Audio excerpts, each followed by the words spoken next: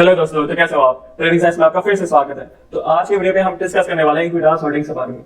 Equitas holdings एक small finance company है।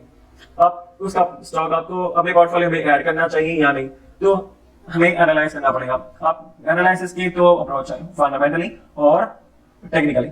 तो फंडामेंटली हम थोड़ा सा ब्रीफ में डिस्कस करेंगे और टेक्निकली ज्यादा करेंगे, ठीक है।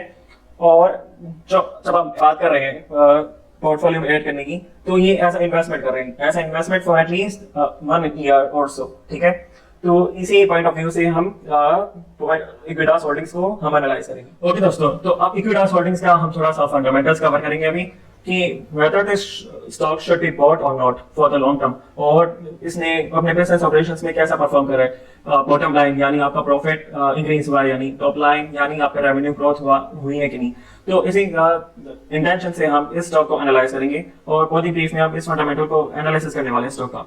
तो अब आ जाते हैं moneycontrol.com पे। मैंने इक्विटास होल्डिंग्स के बारे में सर्च करा, ठीक है। इक्विटास होल्डिंग्स में अपनी आपको दिखा रहा है कि करंटली इसका जो प्राइस चल रहा है वो 130.50 रुपीज चल रहा है, ठीक है। तो आप आ जाते हैं इसके स्वॉट एनालिसिस में। स्वॉट एनालिसिस होता है strength, weakness, opportunities and threats, ठीक है। ये strength, your weakness and your opportunities and your threats. तो अब आ जाते हैं स्ट्रेंथ्स में।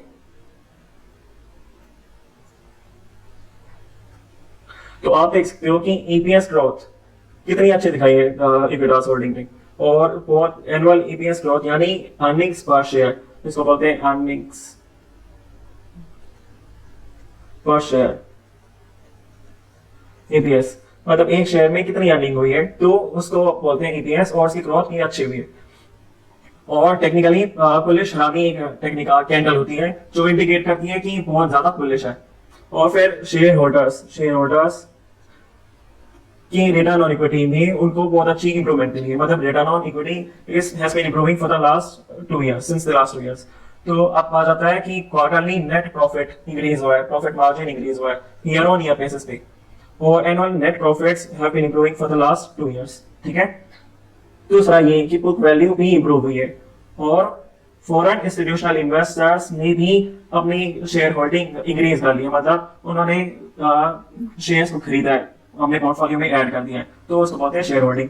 और हमने 52 वीक हाई के नियर है, और पिछले महीने में इसने 20% गेन करा, और बहुत स्ट्रॉन्ग मोमेंटम भी है। तो ये हो गई स्ट्रेंथ्स।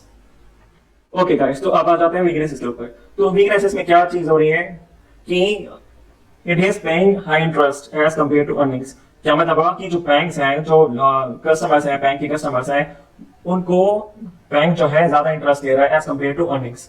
तो ये चीज एक रेड फ्लैग है, कोई ज्यादा बड़ी बात नहीं है। जैसे जैसे कंपनी ग्रो होगी तो वो अर्निंग्स भी ज्यादा हो जाएगी as compare to paying high interest. और फिर दूसरा आ जाता है mutual funds has decreased their share holding. क्या मतलब है इसका कि म्यूचुअल फंड्स जो होते हैं, जैसे आपके आईसीआईसीआई, प्रूडेंशियल, जितने भी म्यूचुअल फंड्स होते हैं, उन्होंने अपनी शेयर होल्डिंग कम कर ली है, मतलब कुछ शेयर्स बेचे हैं अपनी होल्डिंग में से, तो लास्ट क्वार्टर में। और थोड़ा सा ये decline in net profit with falling profit margin. It is based on the quarter basis, not on year on year basis. अब इसका क्या मतलब हुआ, ये जो फॉलिंग प्रॉफिट हुआ है वो इस वजह से हुआ है कोरोना वायरस की वजह से। तो कोई बड़ी प्रॉब्लम नहीं है, जैसे जैसे सिचुएशन इंप्रूव होगी तो ये चीजें भी इंप्रूव हो जाएंगी अपने आप ही। और ऐसा है कि बहुत सारी कंपनीज ने सफर करा है पिछले क्वार्टर में। तो कंपनी विद हाईटेक तो है, लेकिन रेवेन्यू और प्रॉफिट मार्जिन भी है उसको उस डेट को पे करने के लिए, इसलिए तो वीकनेसेस कुछ खास नहीं है। और फिर आ जाते हैं अपॉर्चुनिटीज में। अपॉर्चुनिटीज में क्या है कि ये टेक्निकली बताया हुआ है, तो जो मैं आपको बताने वाला हूँ आगे ये टेक्निकल एनालिसिस में। और फिर आ जाता है आपका थ्रेट एनालिसिस। ये थ्रेट में क्या आ रहा है, पीक ग्रोथ, मतलब ये क्वार्टर ऑन क्वार्टर बेसिस पे रेवेन्यू और प्रॉफिट कम हुआ है, सेम रीजन कोरोना वायरस की वजह से हुआ है, ठीक है।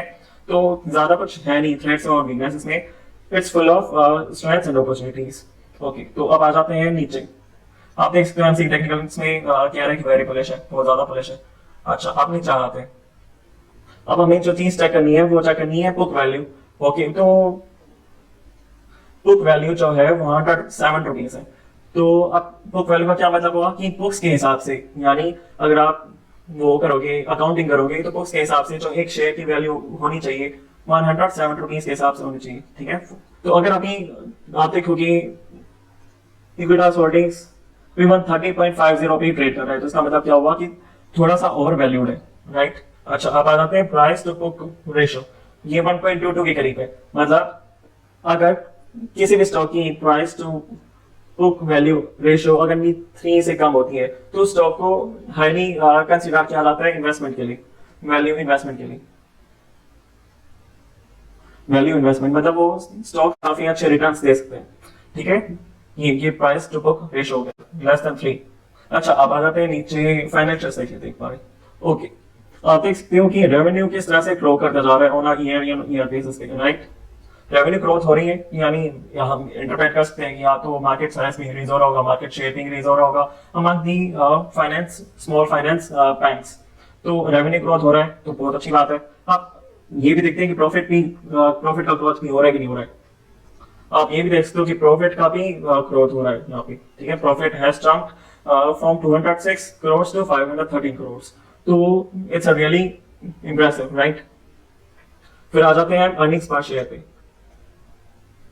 तो अर्निंग्स पर शेयर में भी आप चेक कर सकते हो कि एक शेयर में 15 रुपीज का आपको रिटर्न मिल रहा है, तो बहुत अच्छी इट्स रियली क्वाइट इंप्रेसिव, ठीक है। तो फंडामेंटली स्टॉक काफी स्ट्रॉन्ग है। ओके गाइस, तो आप आ जाते हैं टेक्निकल एनालिसिस पे। तो आप देख सकते हो कि इक्विटास होल्डिंग्स का वीकली चार्ट खुला हुआ है मेरे सामने। तो अब इसका क्या मतलब है कि हम इसको वीकली एनालिसिस करने वाले हैं, मतलब जो एक कैंडल है वो एक वीक को रिप्रेजेंट करती है। तो आप इसका एनालिसिस करते हैं। आप देख सकते हो कि रिसेंटली इक्विटास होल्डिंग्स ने वीकली जो डाउन ट्रेंड चल रहा था उसका ब्रेकआउट किया है, ठीक है।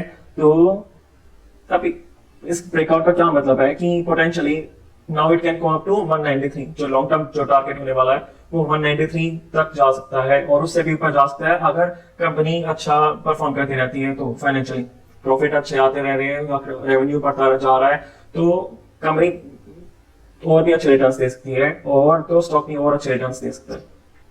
तो अब आ जाते हैं कि डेली चार्ट पे हम ये डिसाइड करने के लिए कि अभी सही टाइम है खरीदने के लिए या नहीं। तो हम सर्च करेंगे डेली चार्ट पे।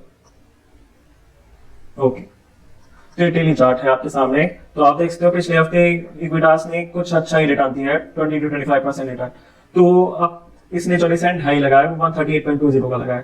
अब यहाँ तक तो वहां से सेलिंग आनी शुरू हो गई, यानी प्रॉफिट बुकिंग आ गई।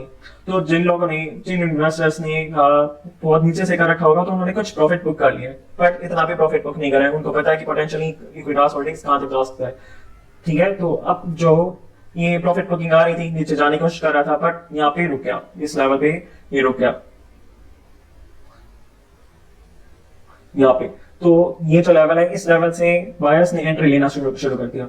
इक्विटास इस दिन कोशिश करी नीचे जाने की, बट नहीं जा पाया। बायर्स ने बियर्स को हरा दिया और क्या कहते हैं जो अगले दिन की जो कैंडल थी उसकी क्लोजिंग ऊपर थी, राइट। बायर्स ने क्या सोच के खरीदा है कि भाई हमें पता है कि इक्विटास होल्डिंग्स कहां तक जाने वाला है, तो हम इस लेवल पे भी खरीदने को तैयार है, राइट। तो इस वजह से यहाँ पे ये रुका, होल्ड किया और इसने ऊपर जाने की कोशिश करी, बट दोबारा फिर से प्रॉफिट बुकिंग आई और नीचे जाने की कोशिश करी, बट दोबारा से बायर्स ने पोजीशन ले ली। जितने भी बायर्स थे उन्होंने पोजीशन ले ली और प्राइस को ऊपर पुश करने की कोशिश करी, राइट। अब जितने भी सेलर्स थे उन्होंने हार मान ली, क्यों? क्योंकि उनको पता चल गया कि बायर्स ने पोजीशन ले ली है, वो नीचे नहीं जाने दे रहे। तो जो शॉर्ट सेलर्स थे उन्होंने अपनी पोजीशन क्विट कर दी और फाइनली जो स्टॉक का जो प्राइस है वो ऊपर खुला आज के दिन अराउंड 130 के आसपास, ठीक है। 130 के आसपास खुला और ऊपर इसने जो हाई लगाया वो लगाया 135 के ऊपर। अब नेक्स्ट प्लान क्या है, आपको यहाँ पे खरीदना चाहिए या नहीं चाहिए? तो देखो गाइस, यहाँ पे इसने अच्छा परफॉर्म किया था पिछले एक हफ्ते में। तो जिन लोगों ने प्रॉफिट बुक कर लिया उनके लिए तो ठीक है, वो तो तभी एंट्री करेंगे जब ये 138.20 के ऊपर जाएगा। बट जिन लोगों ने प्रॉफिट नहीं बुक करा तो उनके लिए फिर से अपॉर्चुनिटी यहाँ पे प्रॉफिट बुक करने की, तो फिर से प्रॉफिट बुकिंग आ सकती है जो कि आई भी है। तो आप देख सकते हो कि ये जो टेल है ये रिप्रेजेंट करती है कि यहाँ पे प्रॉफिट बुकिंग आई है। तो अब आपको खरीदना चाहिए या नहीं चाहिए? तो आपके पास दो ऑप्शंस बचते हैं। आपको खरीदना या तो इस लेवल पे चाहिए, यानी 138.20 के ऊपर जाता है, सस्टेन करता है एक दो दिन, तो आपको खरीदना चाहिए कुछ क्वांटिटी में, और फिर नहीं तो फिर आपको वेट करना चाहिए यहाँ पर आने का। यहाँ पे आता है, फिर से अगर ऊपर उठने की कोशिश करता है तो इस लेवल से आपको खरीदना चाहिए, जो कि 121 के आसपास है। अगर पर क्लोजिंग अगर 1 इसके नीचे रहता है, 117 के नीचे, तो पोटेंशियली 102 तक जा सकता है। तो यहाँ पे फिर आपको खरीदना ही चाहिए, क्योंकि यहाँ से ऊपर ही उठेगा ही उठेगा।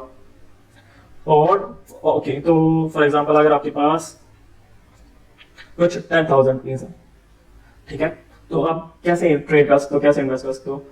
कुछ क्वांटिटी यहाँ पे ले लो, यानी 2000 के हिसाब से यहाँ पे ले लो इस लेवल पे, और बाकी 3000 के हिसाब से आप यहाँ पे ले लेना। अगर 138.20 के ऊपर निकलता है तो फिर जैसे जैसे और ऊपर जाता है तो और खरीदते जाना। लेकिन अगर नहीं जाता है तो यहाँ पर आता है 120 के आसपास आता है, तो यहाँ पे 2000 के हिसाब से ले लेना, राइट। अब मान लो इससे भी नीचे चले आता है तो फाइनली वेट करना यहाँ पर आने की, इस लेवल के अराउंड 102 के आसपास। तो यहाँ पे 10,000 में से 4,000 तो आपके इन्वेस्ट हो चुके होंगे, तो बचेंगे आपके पास 6,000 समथिंग। तो 6,000 की क्वांटिटी यहाँ पे ले लेना। तो ये आपका इन्वेस्टमेंट प्लान हो जाएगा इक्विटास में एंट्री लेने का। और जो फाइनल टारगेट होने वाला है वो आपको तो बताइए 193 का टारगेट होने वाला है, 193 मिनिमम। और कंपनी अगर अच्छा प्रॉफिट करती है और अच्छा परफॉर्म करती है तो उसको बेचना मत, उसको पोर्टफोलियो में और अगले 1 साल के लिए आप रख सकते हो। हे गाइस, तो आपने देखा कि इक्विटास होल्डिंग्स फाइनेंशियली कितना स्ट्रॉन्गली परफॉर्म कर रहा है और फंडामेंटली भी कितना अच्छा स्ट्रॉन्गली परफॉर्म कर रहा है। और टेक्निकल एनालिसिस में भी हमने देखा कि पिछले 1 मंथ में और 1 वीक में कितने अच्छे रिटर्न्स दिए इसने अपने शेयर होल्डर्स को। तो आगे भी ऐसे परफॉर्म करने वाला है बिल्कुल। तो हमारा जैसे हमने डिस्कस करा है कि टारगेट होने वाला है 193 रुपीज का, तो आपको भी इन्वेस्ट करने का चाहिए इक्विटास होल्डिंग्स में, जैसे हमने डिस्कस करा अपने टेक्निकल एनालिसिस में, राइट। तो दोस्तों, अगर आपको ये वीडियो काफी इंफॉर्मेटिव लगी है तो please put a like to this video and don't forget to subscribe. Thank you.